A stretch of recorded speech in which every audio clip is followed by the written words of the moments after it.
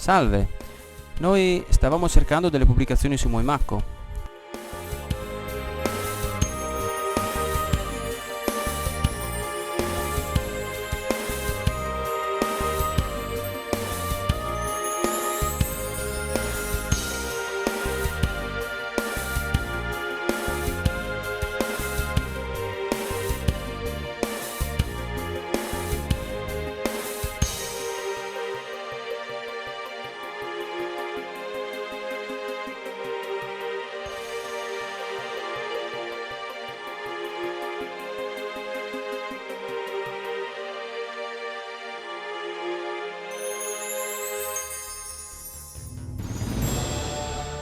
Moimacco emerge dall'oscurità della storia nel processo di romanizzazione che coinvolse l'intero Friuli per la protezione del confine orientale della penisola.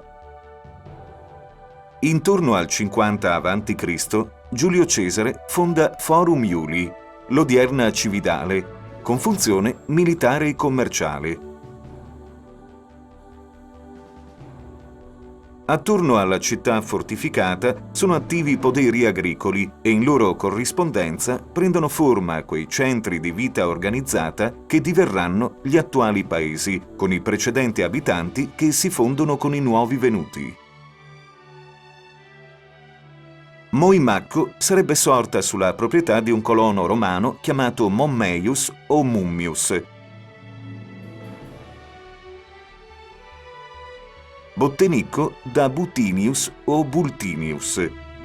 Per la sua assegnazione ai legionari romani, il territorio fu suddiviso in un reticolo di appezzamenti quadrati. Questa centuriazione ha lasciato a Moimacco un'impronta giunta sino a noi. Dai Casali Gallo, oltre a Bottenicco, fino al torrente Chiarò, da Santa Apollonia di Gruppignano fino a Moimacco, nella zona Tre Pietre. Il conte Michele della Torre, all'inizio dell'Ottocento, condusse pionieristiche ricerche nell'agro cividalese e negli scavi condotti a Moimacco individuò ampie testimonianze di fabbricati romani, scoprendone ben 32. In questa animazione i siti scoperti sono evidenziati dalle sferette rosse. Si sono trovate modeste case coloniche e lussuose ville signorili, con un gran numero di stanze. In recenti ricerche con osservazione dall'alto è emerso nettamente il perimetro di una grande villa in località Montagnon. Come per altri paesi della zona, Moimacco e Bottenicco vivevano nell'orbita della città di Cividale, la Forum Iuli romana. Le notizie durante la sequenza delle invasioni barbariche sono scarse. Vennero gli Unni, i Goti, gli Avari, i Longobardi.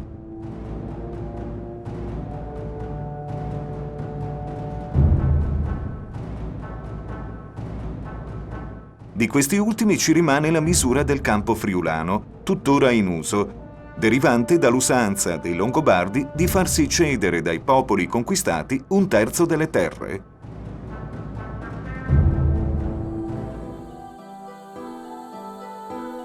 Dopo altre vicissitudini della Marca friulana, l'amministrazione civile, militare e giurisdizionale passò ai patriarchi, fino a giungere al 1077, quando fu concessa alla Chiesa d'Aquileia la giurisdizione, con prerogative ducali, sul territorio friulano. Sappiamo che in caso di necessità potevano rifugiarsi all'interno delle mura di Cividale anche i paesi circostanti.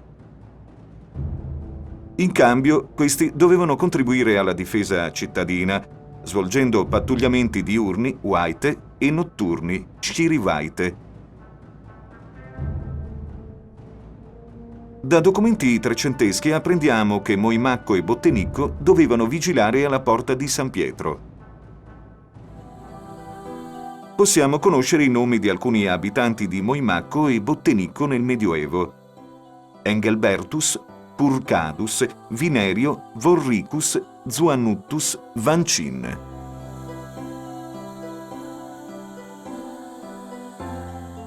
Le lotte di parte travagliano il Friuli coinvolgendo anche Moimacco e Bottenicco, incendiati nel 1409.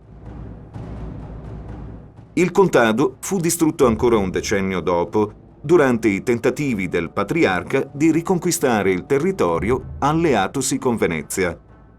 Terribili furono le incursioni dei turchi, che giunsero fin nel Cividalese, dove, particolarmente nel 1477, saccheggiarono le ville del circondario, comprese Bottenicco e Moimacco. Si ritiene che la possente muraglia in Borgo Muris sia stata eretta come tentativo di difesa in quei frangenti. Tra i fatti d'arme avvenuti durante la dominazione veneziana risalta il violento combattimento del 1509 tra i tedeschi e Venezia, che ebbe luogo sui prati della chiesetta di San Donato. Per l'economia rurale del tempo, le terre comunali, cioè di utilizzo comunitario, assumevano una rilevanza primaria.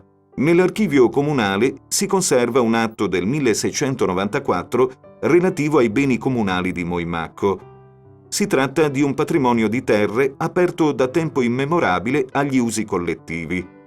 Dopo essere stati utilizzati per secoli come un'integrazione fondamentale nell'economia della popolazione contadina, questi beni vennero venduti a vantaggio della Serenissima Repubblica di Venezia. Nel 600 e 700 l'interessamento dei grandi proprietari terrieri nei confronti dei loro possedimenti porta alla costruzione di residenze di campagna. Sorgono così Villa de' Puppi a Moimacco e Villa dei Claricini a Bottenicco. In esse i signori possono seguire da vicino l'andamento delle proprie aziende, in dimore nobiliari con gli stessi vantaggi abitativi e comodità del palazzo di città. Dal 1797 alla plurisecolare dominazione del Leone Veneto seguirono la parentesi napoleonica, la restaurazione austriaca, il Regno Lombardo-Veneto e l'annessione all'Italia nel 1866. Con il Regio Decreto dell'anno 1887, il comune di Moimacco era costituito in sezione elettorale autonoma.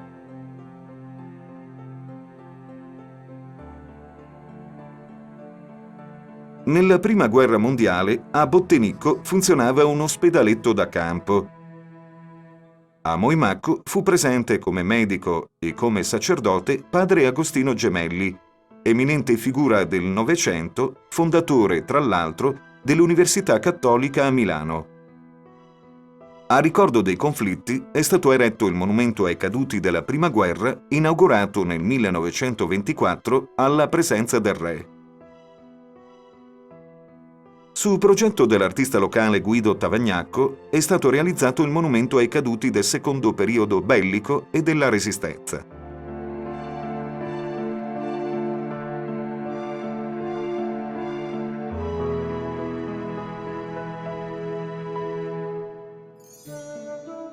Risalendo nella storia, giungiamo ai tempi attuali.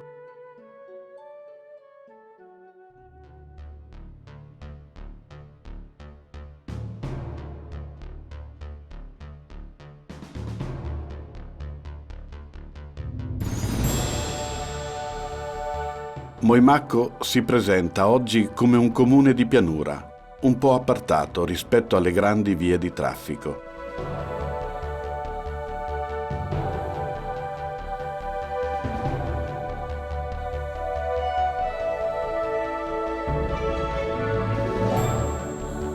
Lo sviluppo abitativo si è avuto prevalentemente lungo le due direttive viarie principali, via Roma e via Malina.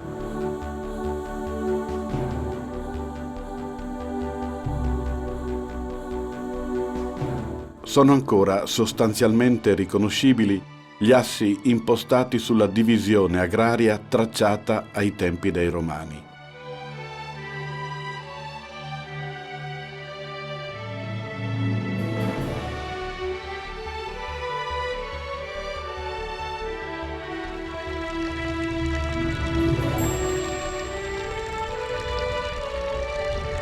Le costruzioni originarie si sono assortite con moderne unità abitative, sorte in tempi recenti e con gli edifici ristrutturati in seguito al sisma del 1976.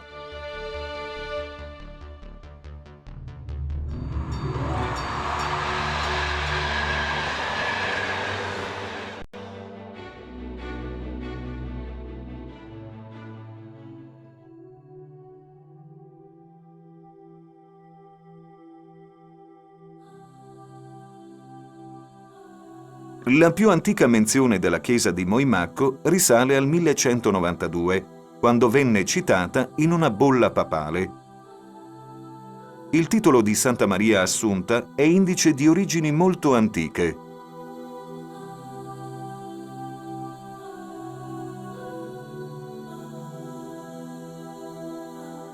La chiesa è stata soggetta a diverse ristrutturazioni e modificazioni stilistiche, soprattutto per rimediare agli esiti di calamità naturali quali i terremoti che si susseguirono con frequenza in Friuli. All'ingresso del sagrato sono poste due statue, raffiguranti la Vergine Maria e l'Arcangelo Gabriele, che un tempo ornavano una cappella eretta sopra la fontana pubblica nella piazza del mercato di Cividale. La più antica memoria superstite, riguardante il campanile, è l'epigrafe murata sopra il suo ingresso, del marzo 1557, che documenta la messa in opera della porta.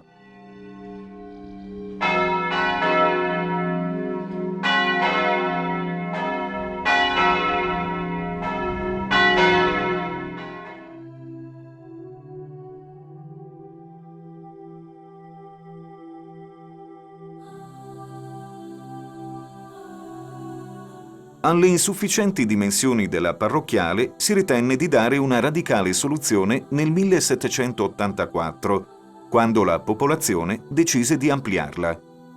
Un secolo dopo si aggiunsero due navate all'aula unica. Un'iscrizione del 1791 ricorda la sua dedicazione. L'altare laterale destro è dedicato alla Beata Vergine del Rosario. È dotato di una serie di ovali dipinti con i misteri del Rosario. Una confraternita con questo titolo era eretta a Moimacco nel 1674. Alla cappella lavorarono nel 1742 dei capomastri milanesi.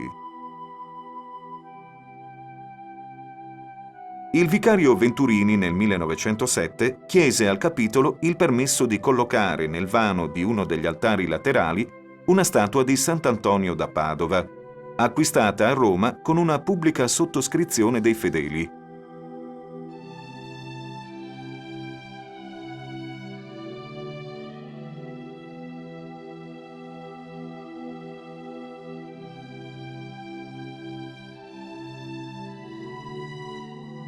Le decorazioni del presbiterio sono state dipinte nel 1943 dal moimacchese Antonio Gentilini. L'altare maggiore è opera settecentesca. In una nicchia vi è collocato un busto ligneo della Beata Vergine eseguito a Venezia nel 1779.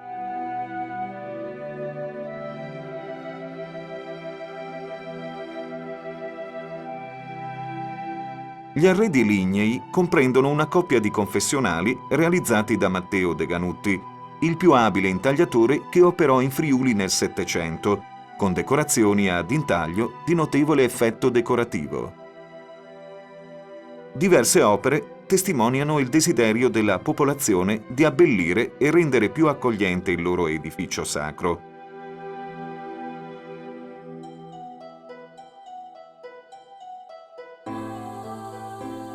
A Moimacco, in vari tempi, sorsero 5 confraternite laicali. Tra esse, quella intitolata Santa Maria dei Battuti, per un'elevazione spirituale ed un aiuto materiale degli iscritti che commissionarono questa pala. L'intensa via Crucis del pittore Guido Tavagnacco è stata composta con colori caldi, tratti essenziali e soluzioni innovative, che nell'insieme donano una sensazione pittorica nuova. Nel periodo natalizio, la chiesa ospita il presepio artistico in legno, scolpito dall'artista Giorgio Benedetti. Nella parte più antica del paese, posata su un grande prato, vi è la chiesetta di San Giovanni Battista in Malina. La costruzione originaria è del 300. Sulla facciata, con aperture incorniciate in pietra, si erge la monofora campanaria. Fu ristrutturata dopo il terremoto del 1348, quando gli venne aggiunta la sua nota architettonica più caratteristica, mantenuta nel tempo, rappresentata dal presbiterio semicircolare di pietra squadrata con copertura a cono in lastre d'ardesia. Su un lato è posta una meridiana verticale a ore italiche, risalente probabilmente al XVII secolo. A testimonianza di un antico lavoro, sulla porta principale si legge l'anno 1701.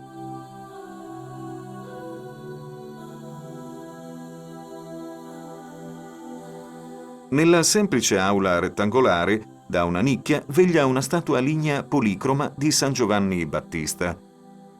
Nel corso della recente ristrutturazione della Soprintendenza ai Beni Culturali sono riaffiorati gli affreschi absidali della seconda metà del Trecento. Scomparsi sotto plurimi strati di calce, pur offesi dalle antiche picchiettature, un attento restauro ha permesso di riaprire una pagina smagliante della pittura friulana medievale.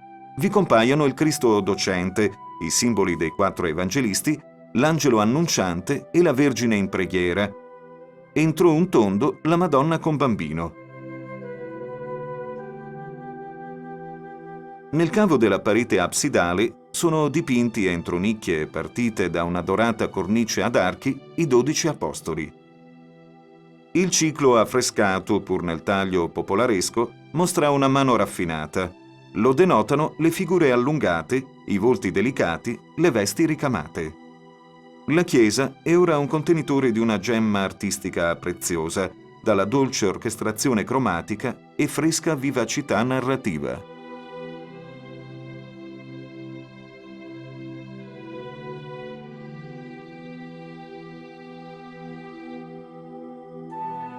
Immersa nella campagna, si erge isolata la chiesa campestre di San Donato in Valle. Le sue origini sono permeate di leggenda, in quanto l'edificio sacro si troverebbe innalzato nel luogo ove, durante un'aratura, sarebbe stato rinvenuto il cranio di questo martire, che si venera come patrono della vicina città di Cividale. Si ritiene che l'edificio possa risalire al XIII secolo.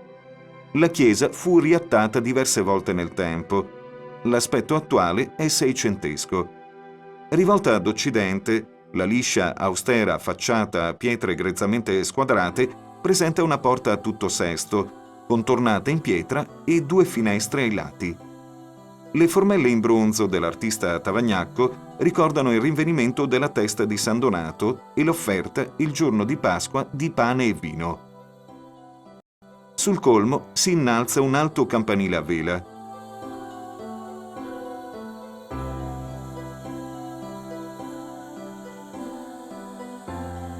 Si ha memoria della presenza di un eremitorio nei suoi pressi.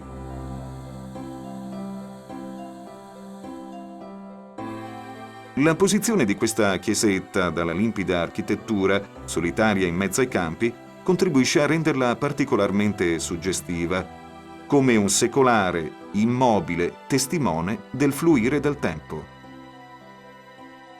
Un altro edificio sacro è l'Oratorio dell'Immacolata Concezione, annesso alla Villa de' Puppi. Eretto nel 1708 come privato, un cinquantennio dopo divenne pubblico tramite l'apertura di una porta sulla strada principale.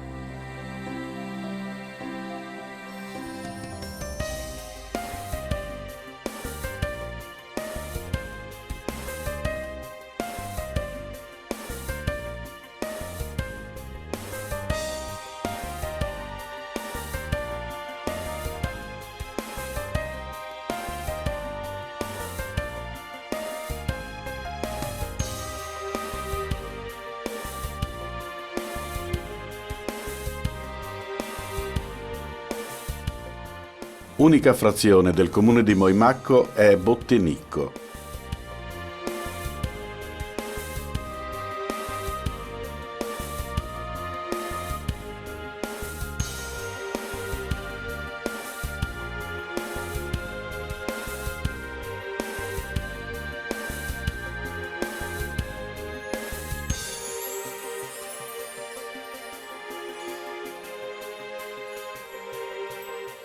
La località compare per la prima volta sui documenti in un atto del 1215, ove si cita Vorricus de Bultinico.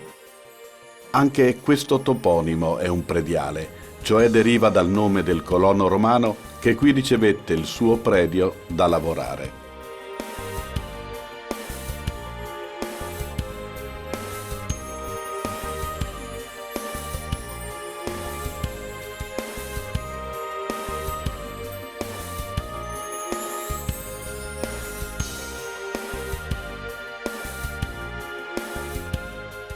Anticamente, per rendere più sicuro il centro abitato nei tempi di violenze, attacchi e saccheggi, attorno alla chiesa fu costruita una centa, un terrapieno fortificato ove poteva riunirsi la popolazione in caso di pericolo. Tuttora è ben visibile l'andamento semicircolare delle abitazioni circostanti la chiesa, a ricordare questa antica struttura difensiva.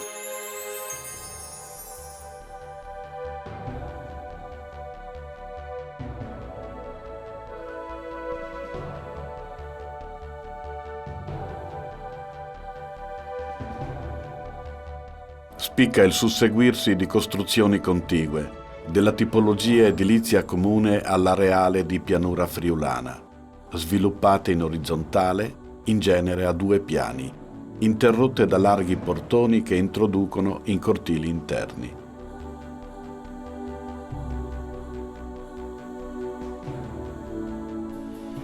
Recentemente, la facciata della villa Nussi Fornaciari ha svelato la presenza di affreschi del XV secolo attribuibili a Giampaolo Tanner, fecondissimo produttore di dipinti murali. Il restauro ha fatto emergere una Madonna incoronata con bambino, in colori ancora nitidi e caldi, le figure di apostoli e altri personaggi, una teoria di santi ausiliatori, tra essi San Sebastiano e San Rocco, taumaturgo molto invocato nei tempi di pestilenze.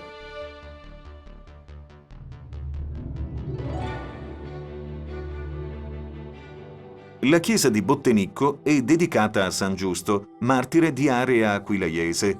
Si ritiene che questo titolo abbia avuto diffusione nell'arcidiocesi di Udine almeno a partire dal Basso Medioevo. È pertanto probabile che Bottenicco si sia dotata di un luogo di culto verso il XII secolo. Nel 1745 fu permesso dal capitolo di rifabbricare il campanile, in quanto quello vecchio minacciava di crollare.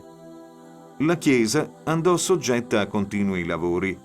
Fu riconsacrata nel 1615 e una profonda ristrutturazione si ebbe nel 1849, quando si demolì gran parte dell'edificio antico per ampliarlo, formando anche 2 nicchie laterali. Nel 1925 l'antico altare ligneo di Sant'Andrea fu rinnovato con un altro di pietra e marmo, su iniziativa del conte Niccolò de Claricini, che volle eternare tale gesto facendovi applicare lo stemma nobiliare della sua casata. Ora accoglie un simulacro di Sant'Antonio. L'altare marmoreo della Madonna, consacrato alla Natività di Maria dal 1719, ha per ornamento una scultura lignea dorata della Beata Vergine.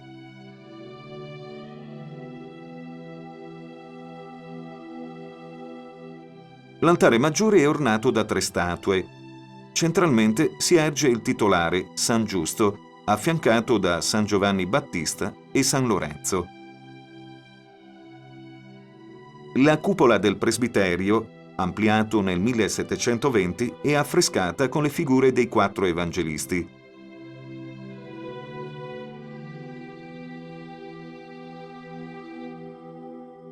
Altre opere, come una tela della Beata Boiani, ornano la chiesa. è stato recentemente riportato al suo aspetto originario un dipinto su tela dell'Estasi di San Nicola. Un altro edificio sacro di Bottenicco è la cappella gentilizia annessa alla Villa dei Conti de Claricini, collocata all'estremità dell'ala sinistra della dimora, su cui svetta l'elaborata monofora campanaria. Solo un tondo in pietra con un'iscrizione rimane a testimoniare l'esistenza dell'oratorio, eretto nel 1685 dal canonico De Brandis, nella strada tuttora ricordata come Vie d'Eglesiute. Nell'abitazione di Bruno Lanzutti è presente un'acqua santiera. Una mano aperta regge il recipiente e porta incisa la data 1559. Da secoli incastonato nel muro, questo singolare oggetto ha un passato dai contorni indefiniti.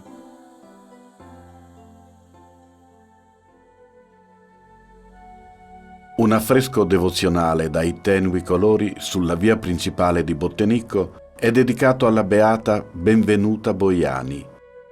È un soggetto religioso particolare, perché questo personaggio è legato alla Bottenicco di oltre 7 secoli fa.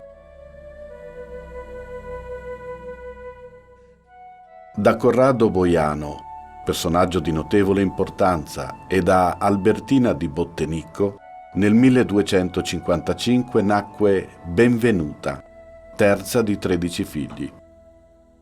Non potendo per la sua salute malferma condurre vita monacale come diversi suoi familiari, probabilmente abbracciò la condizione di penitente, compiendo un atto individuale davanti a un religioso, con il rituale della tonsura e dell'imposizione del velo.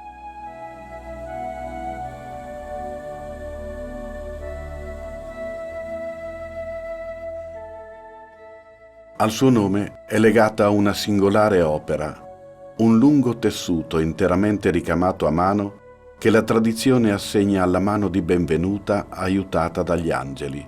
Secondo una credenza popolare, lavorando incessantemente a quest'opera, dalla sua abitazione a Bottenicco, Benvenuta alzava lo sguardo e vedeva il santuario di Castelmonte, traendone ulteriore motivo di devozione.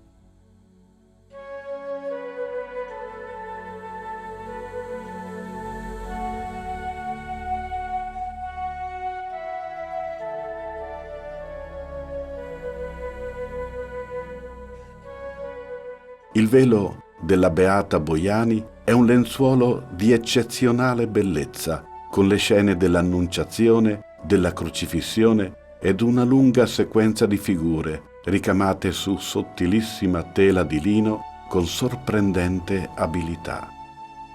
La sua biografia, a tratti leggendaria, riporta di estenuanti preghiere recitate quotidianamente.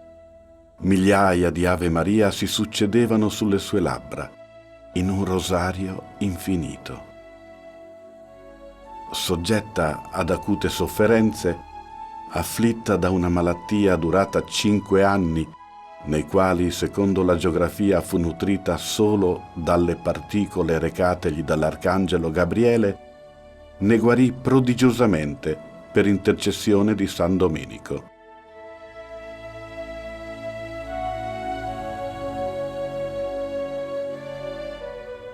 Benvenuta morì nel 1292, a 37 anni, e fu fatta oggetto di grande venerazione. Le sue spoglie non furono mai ritrovate. Il processo di beatificazione si concluse nel 1760 e con la bolla papale venne ufficialmente approvato il culto pubblico della Beata. A Cividale, nel monastero ove Benvenuta visse con le monache, la cappella è tuttora a lei dedicata. Un buon Giacomo de Claricini di Bologna venne a stabilirsi a Cividale circa nel 1260 e questa casata piantò salde radici in Friuli, ottenendo cariche pubbliche di rilievo. Nel 1418 l'imperatore Sigismondo concesse di aggiungere allo stemma a Vito quello della nobile famiglia estinta Dorn-Pacher.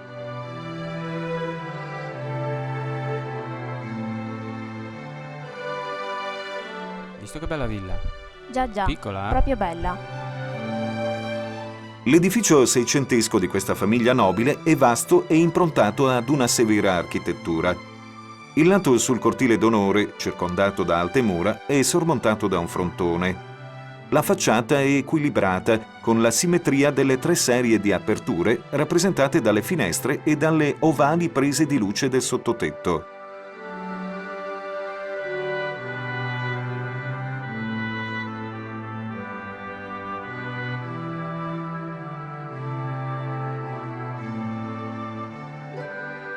Sul retro si trova il più bel esempio in Friuli di giardino all'italiana.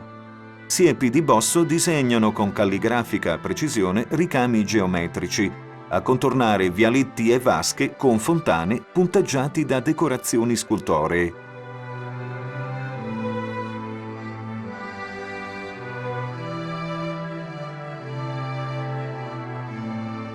Putti e satiri biancheggiano tra il verde della vegetazione. L'aspetto odierno del giardino si deve alla sistemazione operata alla fine dell'Ottocento.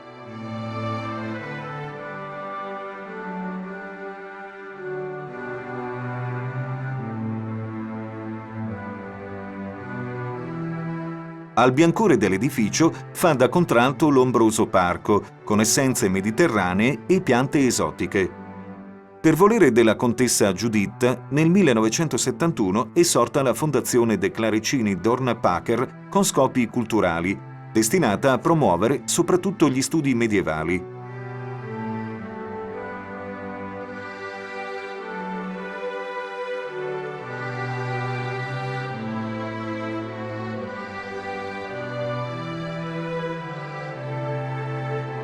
Nel capoluogo si trova la dimora della famiglia De Puppi, le cui prime notizie risalgono alla metà del Trecento. Nel 1703 venne conferito dall'imperatore a Vienna il titolo di Conti del Sacro Romano Impero. Nel 1808 il nobile cividalese Giobatta Pisenti lasciò l'intera sua sostanza ai De Puppi, compresa la villa di Moimacco. La facciata posteriore, davanti alla quale si stende il grande cortile con il pozzo, ha un aspetto massiccio, con motivi a bugni di pietra che inquadrano le aperture. La facciata anteriore evidenzia la tipologia palladiana, con 4 colonne ioniche che sostengono il timpano contenente lo stemma nobiliare.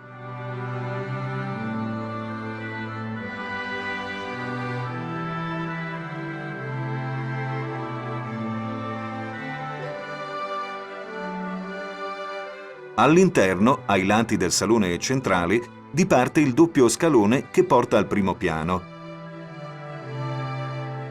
La chiara facciata della costruzione nobiliare è esaltata dall'ampio scenografico parco, costellato da alte conifere, nel quale si respira un'atmosfera d'altri tempi.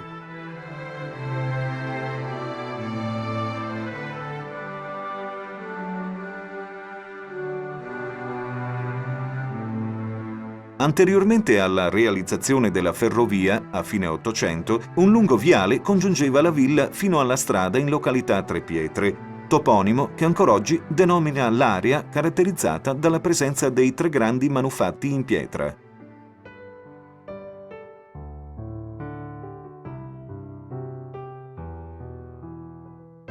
Nel capoluogo e nella frazione si possono leggere ancora agevolmente le caratteristiche e le armonie di forme delle architetture rurali originali. Le case erano costruite in prevalenza con ciottoli di fiume, abbondantemente presenti nel terreno di origine alluvionale della campagna circostante, con laterizi delle vicine fornaci e legname facilmente reperibile in zona. Materiali semplici ma forti, che ci trasmettono il messaggio di determinazione ed essenzialità della gente che le ha costruite.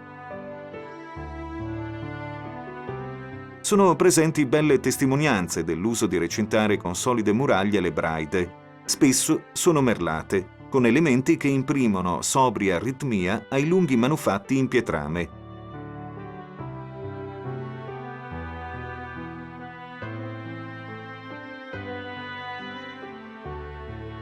Frammenti dell'evoluzione d'uso rimangono incastonati nei vecchi muri.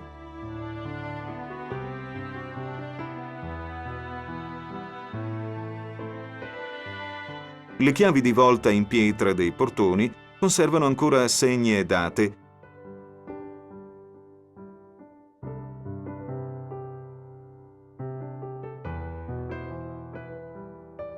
Si scorgono le ormai rare sporgenze quadrate dei foggolars.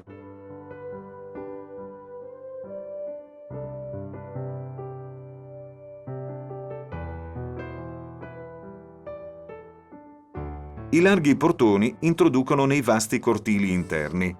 I casali sono ecosistemi importanti per la salvaguardia di una fauna specifica, come testimoniano i nidi impastati col fango di rondini e balestrucci. Negli edifici non intonacati permangono i ritmi dei sassi giustapposti con le schegge di pietra e di mattoni, ciottolame, pietrame irregolare misto a laterizi che nell'insieme creano particolari effetti sulla scabra superficie muraria.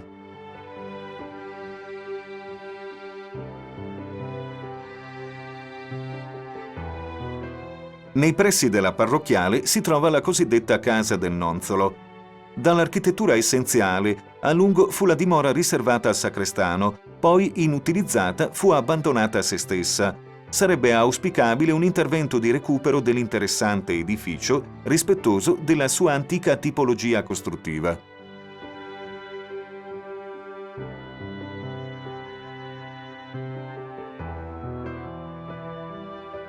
Sono esempi di architettura semplice, ma con i tratti decisi della civiltà agricola dei nostri paesi, meritevole della più ampia attenzione, possibilmente evitando interventi che ne possano alterare la caratteristica tipologia. I segni della fede e della pietà popolare sono ben rappresentati dalla quindicina di soggetti sacri che si trovano nelle ancone, sui muri delle case, agli incroci delle vie. Diversi affreschi, come questa crocifissione e Sacra Famiglia a Bottenicco, sono dovuti al pennello del pittore girovago Jakub Pittor, che ha lasciato testimonianze del suo aestro pittorico naif in moltissime località della zona, dipingendo con il pennello intinto nell'innata poesia del suo animo di viandante. Jakub ha reso con immediatezza ed efficacia i suoi inquilini del paradiso, come questo San Giuseppe col bambino. Un Sant'Antonio da Padova, riconoscibile per il giglio in una mano, sostenendo con l'altra il bambino, con qualche segno di confusione con Sant'Antonio Abate, protettore del bestiame. Un altro Sant'Antonio da Padova è stato affrescato nel 1886. Altri affreschi sono di autore ignoto. A Moimacco in via Roma, in una nicchia con la data 1641, sull'antico affresco è stata sovrapposta una Madonna col bambino. In via Malina l'Assunta è dipinta con una correttezza d'impianto notevole pur nello scadimento dei colori. In via Dominissina, un'ancona recentemente restaurata raffigura la Madonna con bambino, entrambi coronati. La composizione è gradevole, con una linea di contorno netta e vivace. Nel cortile, la stalla è custodita dallo sguardo vigile di un benevolo Sant'Antonio.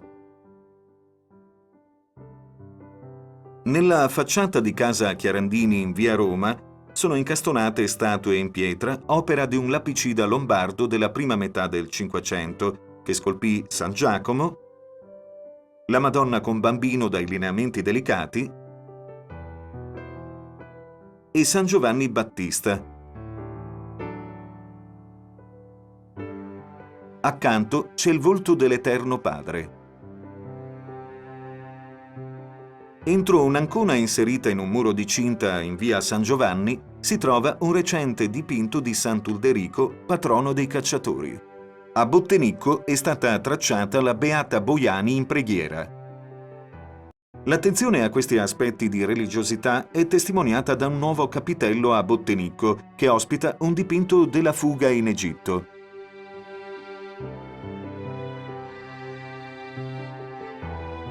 In località Chiasalp, un capitello campestre racchiude una scultura in terracotta della Madonna con bambino.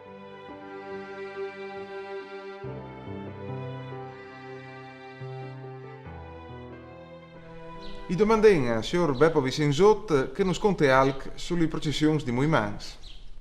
Allora, a Muimans faceva in chi di Sant'Antone la seconda di giugno, dopo che di Madonna d'Avost al 15 che sarebbe l'Assunta, che sarebbe la nostra patrona, e poi dopo era chi di Perdon de Rosare la seconda di ottobre, chi che praticamente resta anche a Cumò, se cambia il tempo. Le processioni te frazione di Butinins. La più importante è chi del 6 di settembre, de Natività, no? E hanno sempre la vecchia tradizione con le frutte sablanc, con la banda e via di seguito. E io anche tanto sintuda, proprio tanto esternamente, per modo di dire, e io tanta in che partecipa, no? E chi che parti tra l'altro anche la Madonna? Sì, chi che parte la Madonna e sono sempre con i loro indumenti vecchi, no? Come che tante volte le tradizioni si vanno a sparire, invece loro mantengono anche molto.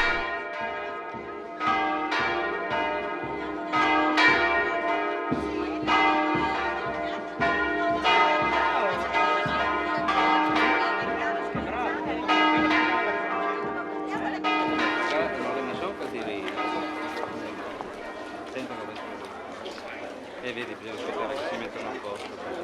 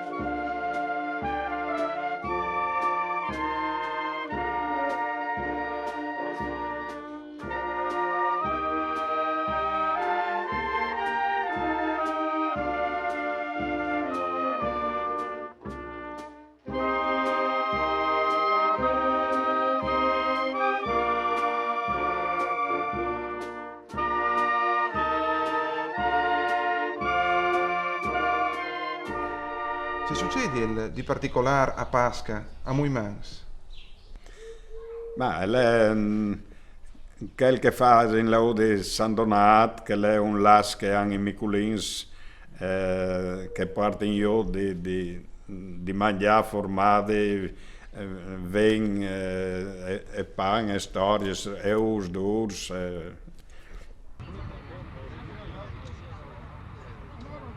È l'unico che come ti invita. Mario Piacentini di solito è l'ultimo che arriva.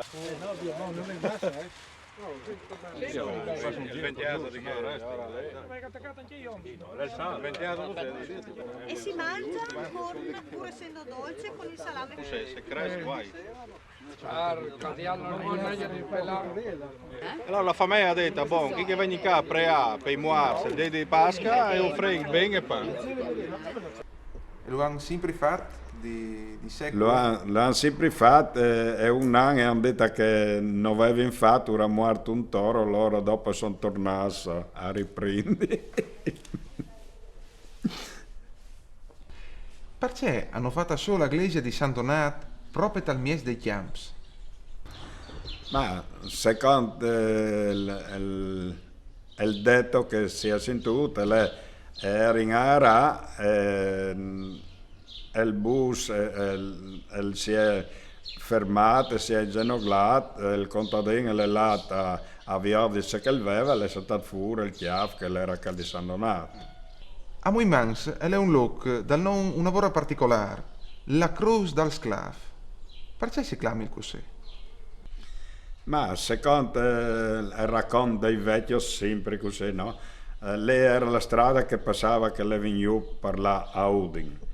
È un sclav che in che volta correva attorno con i bus, con i chiars dei lins e delle storie, e ha capitato un temporale, si è infuriato, sono là e l'è strucchiato il chiar e lui l'era stato sotto, morto, e allora ha messo la croce come ricordo. Il potente capitolo del Duomo di Cividale, grazie a una lunga serie di donazioni e legati, nel corso dei secoli accumulò un consistente patrimonio immobiliare a Moimacco. Per mettere ordine nella gestione delle centinaia di appezzamenti, nel 1792 i canonici ordinarono la stesura di un catastico, ove trascrivere tutti i beni immobili.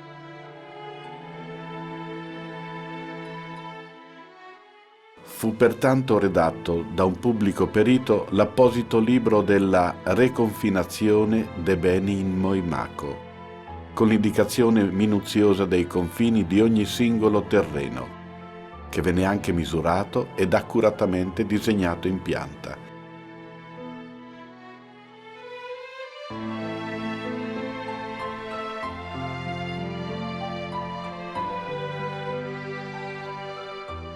Questo voluminoso documento risulta assai interessante anche quale fonte per lo studio della toponomastica, cioè lo studio dei nomi di luogo.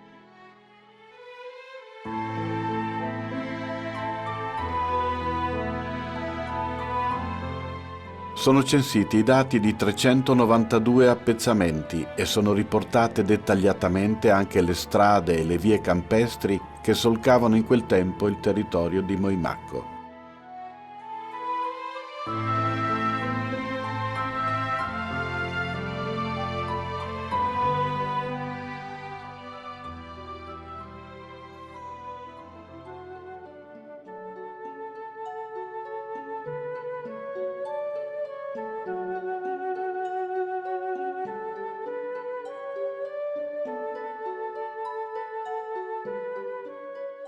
L'ambito territoriale di Moimacco, pur caratterizzato da un'ampia diffusione delle colture agricole, mantiene una gradevole varietà paesaggistica. Accanto alla prevalente vegetazione delle aree coltivate, soprattutto ai loro margini, vi sono formazioni arboree ed arbustive.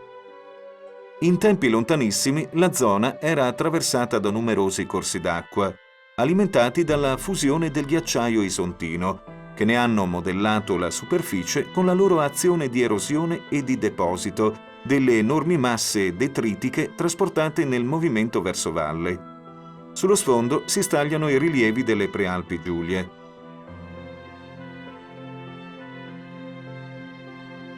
Il territorio è solcato da più corsi d'acqua, dal regime tipicamente torrentizio.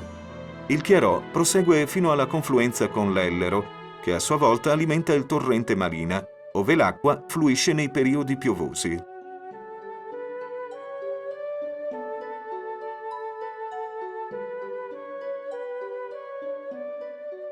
Ai lati dell'alveo si individuano i terrazzi con scarpate, modellati anticamente, sulle cui rive si ergono pioppi di notevoli dimensioni. I gelsi, da cui un tempo si coglieva la foglia per alimentare i bachi da seta, punteggiano ancora la campagna, isolati o in filari, pur fortemente ridotti dalla diffusione della meccanizzazione agricola.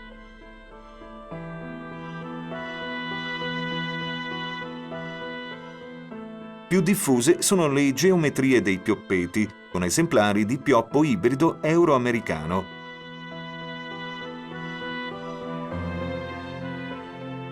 I cumuli di sassi originati dal tenace spietramento dei campi sono stati lentamente popolati da specie erbacee ed arbustive, originando folte e siepi che rappresentano un vero e proprio ecosistema.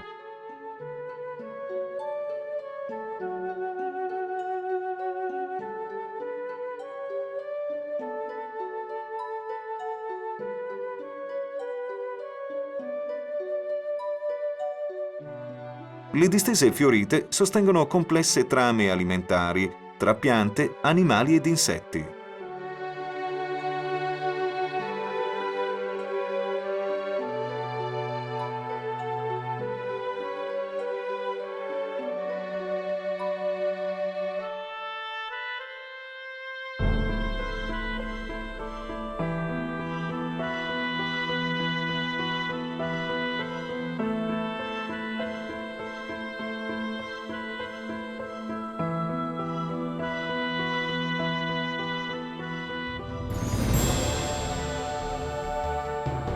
La vocazione agricola del territorio di Moimacco, che nello stemma civico riporta proprio un aratro, è alla base delle sue origini, essendo sorta, come le altre ville circostanti, per fornire alimenti al vicino centro fortificato di Forum Iuli. Lo testimoniano i tanti reperti dell'epoca romana che sono stati individuati nel suo territorio, quali i diversi attrezzi per lavorare la terra 2000 anni fa.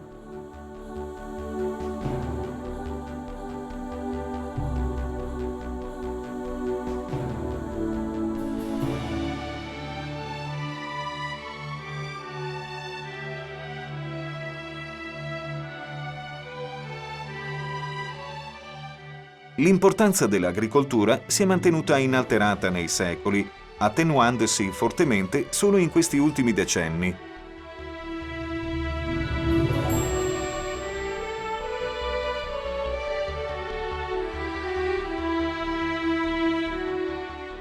Nel settore primario vi è la presenza di imprese di piccola dimensione a conduzione prevalentemente familiare, con l'eccezione delle aziende di consistenti dimensioni annesse alle ville De Puppi e De Clarecini.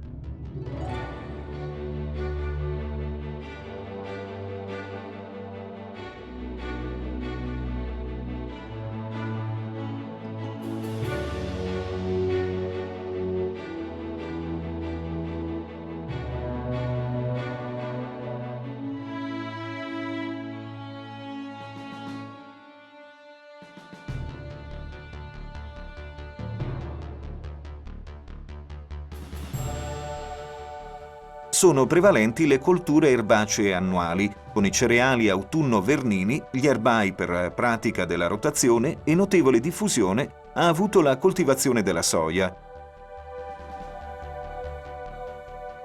Caratteristiche sono le brevi estensioni con il gustoso radicchio invernale.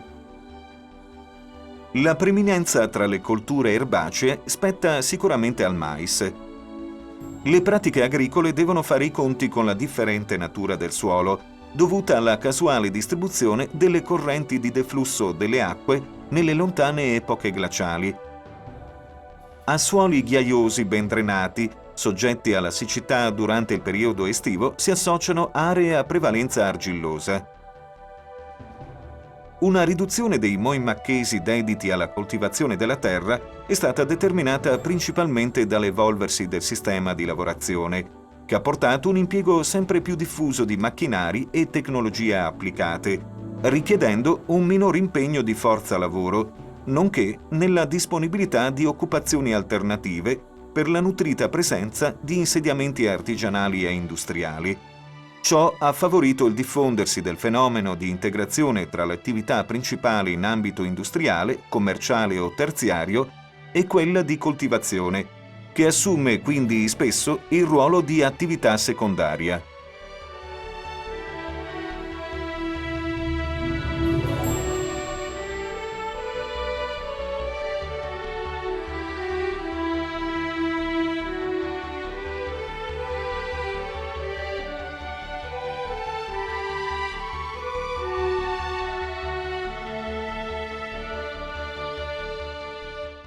Nell'ambito delle colture arboree, la preminenza va ai vigneti, dove si coltiva un'estesa gamma di uve, da cui si vinificano, con principi tradizionali migliorati dalle tecniche moderne, nobili vini bianchi e intensi rossi dal buon corpo.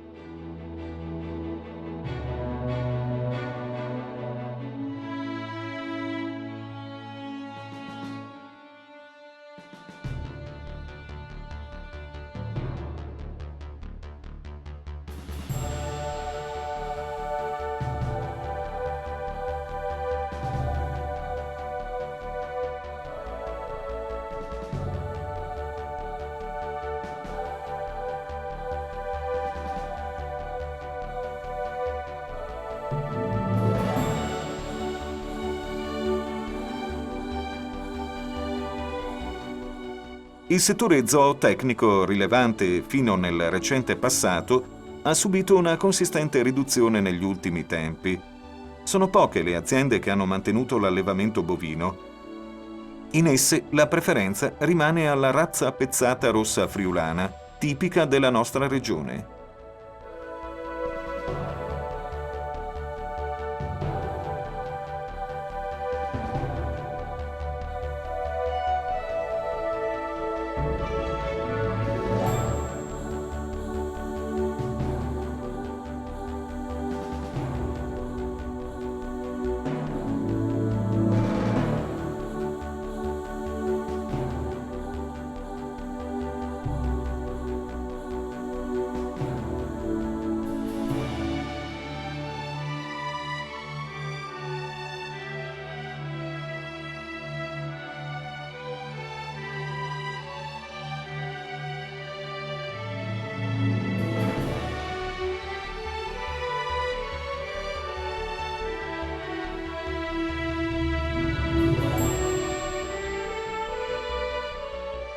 Il conferimento della produzione di latte avviene nella latteria situata al centro del paese, ove con la trasformazione casearia si produce formaggio montasio.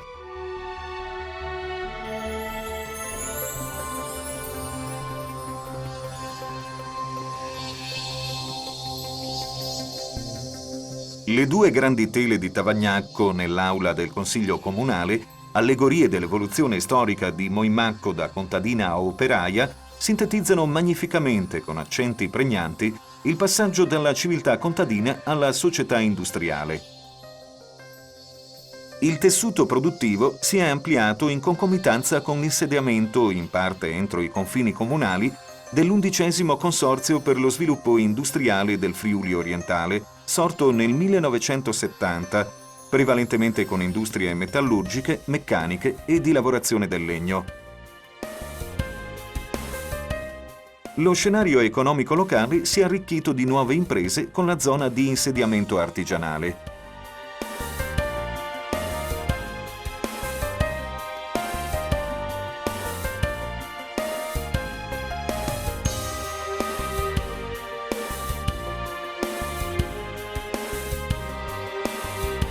Negli ultimi decenni si sono fortemente attenuate, pur talvolta senza scomparire del tutto, le forme di campanilismo scaturite in un lontano passato tra il capoluogo e la contigua frazione.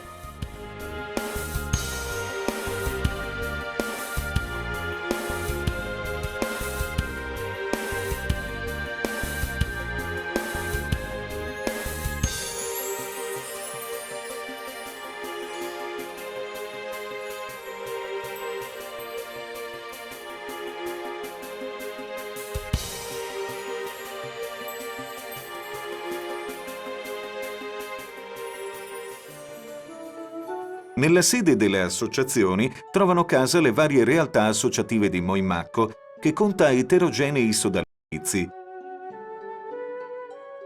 La locale sezione dell'Associazione Friulana Donatori di Sangue dedica il proprio operato nel sociale a vantaggio del prossimo e si propone anche la diffusione della salvaguardia della salute, promuovendo conferenze e incontri di educazione sanitaria.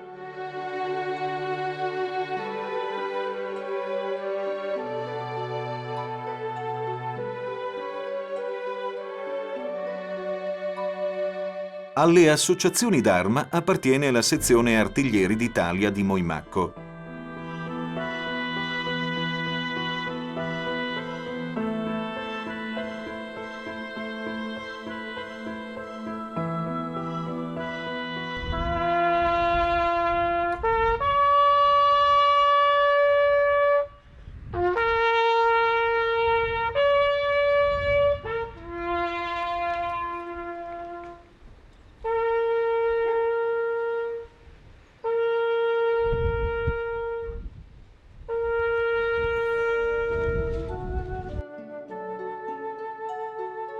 La sezione di Moimacco dell'Associazione Nazionale Alpini è stata fondata nel 1936. Coltivare l'omaggio ai caduti con la convinzione che il sacrificio porta l'uomo a comprendere quanti hanno bisogno di aiuto e di considerazione. Con queste convinzioni di cittadini soldati in tempo di pace, il gruppo ANA è sempre in prima linea per iniziative di solidarietà. Mantenere contatti tra le persone. Vivo l'interesse verso la cultura attraverso molteplici iniziative coordinate è l'intento del Circolo Culturale Mummius.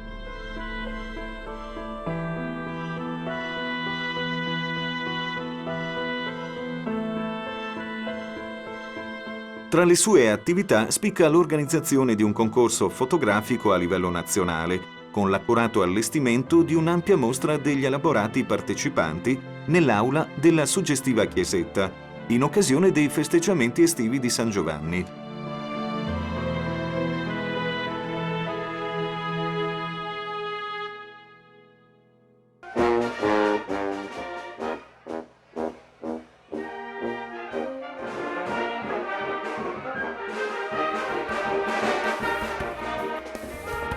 L'organizzazione di festeggiamenti in occasione di solennità è prerogativa delle forze giovani che arricchiscono la propria comunità, come il gruppo giovanile di Moimacco e quello di Bottenicco, che si dedica particolarmente alla buona riuscita delle festività settembrine nel proprio paese.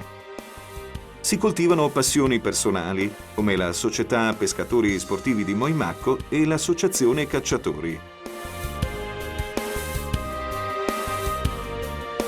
Accanto a spontanee e libere attività ricreative, sono attive altre forme di sport organizzato, come l'Associazione Moimacco Calcio, che annovera squadre di diverse categorie d'età. L'Associazione Sportiva Dilettantistica Amatori Moimacco Calcio si propone di promuovere e diffondere il gioco amatoriale, favorendo l'unione tra chi coltiva l'interesse per il calcio non agonistico. Si affianca la Società Bocciofila, che riunisce un nutrito gruppo di appassionati delle sfere che a diverse età si accostano a questo sport.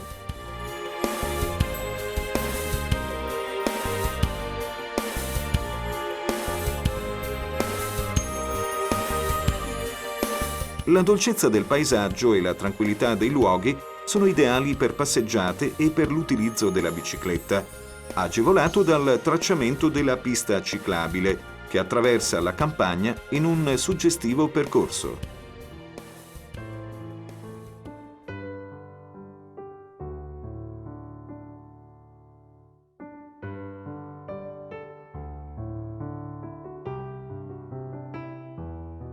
Il comune di Moimacco si è progressivamente dotato di strutture e servizi per rispondere in maniera adeguata alle esigenze della popolazione.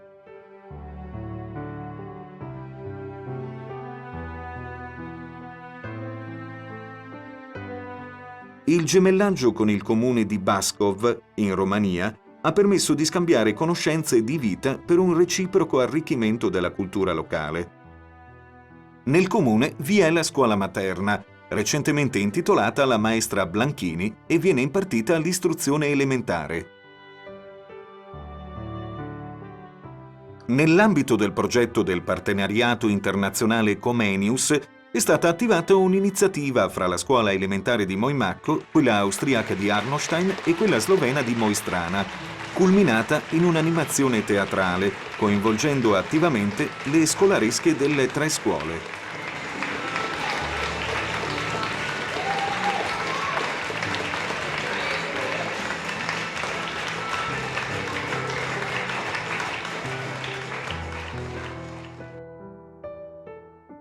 L'abitato è interessato da una forte espansione edilizia. Accanto agli originali insediamenti abitativi sono evidenti i segni dei nuovi interventi costruttivi.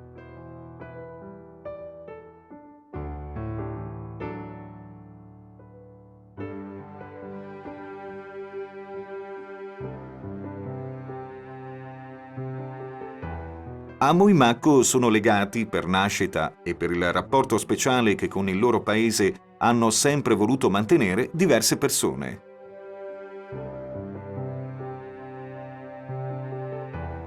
Monsignor Diego Causero, nato a Moimacco, ha ricevuto la consacrazione episcopale nel 1992. Svolge l'incarico di nunzio apostolico.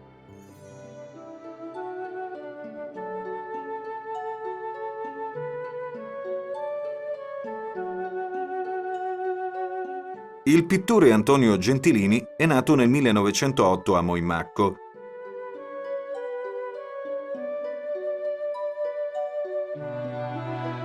Nel suo lungo itinerario artistico ha mostrato, secondo la critica d'arte, indiscutibile disinvoltura nella pennellata, freschezza e vitalità pittorica, una spontanea rusticità, riuscendo a cogliere in pennellate spesse e dense tutta l'anima della sua terra, in cui la vita è sentita come fatica. Ha dedicato le sue capacità tecniche ed inventive anche all'arte sacra. Le sue sapienti esecuzioni hanno ornato con felicissimi esiti, oltre a quelle di Moimacco e Bottenicco, una 50ina di chiese del Friuli ed altrove. L'attività e la memoria di Gentilini, spento nel 1977, sono particolarmente curate dal figlio Sergio, presidente del circolo culturale ed artistico intestato al padre. A Moimacco nel 1920 nasce Guido Tavagnacco. Le istintive capacità pittoriche precocemente manifestate sono coltivate con gli studi artistici a Venezia ed altre esperienze all'estero. A lui è intestato il centro civico, ove è ospitata la galleria permanente con la collezione di 40 sue opere. È un'antologia della sua prolungata avventura pittorica, caratterizzata da un'ininterrotta ricerca, utilizzando le tecniche dell'olio e dell'affresco, estendendo i suoi interessi anche all'incisione, alla grafica e alla scultura. Nell'arco di quasi 50 anni, Tavagnacco, scomparso nel 1990, ha svolto un'intensa, eclettica attività, i cui raggiungimenti lo collocano tra gli interpreti più alti della cultura figurativa friulana. Una collezione che nel complesso rappresenta l'esaltazione della vita, simboleggiata da una festa di colori, segni, luci, penombre, spazi, armonie. Segni d'arte che ci riportano all'ambiente stesso in cui le generazioni di moimacchesi hanno vissuto nei secoli. Gli abitanti d'oggi continuano a muoversi su un assetto antico, seguendo quel filo lunghissimo che si dipana dal profondo dei tempi, da conoscere e da alimentare costantemente, per continuare a tenere legate Moimacco e Bottenicco al patrimonio che gli uomini, loro predecessori, hanno formato in 2000 anni di storia.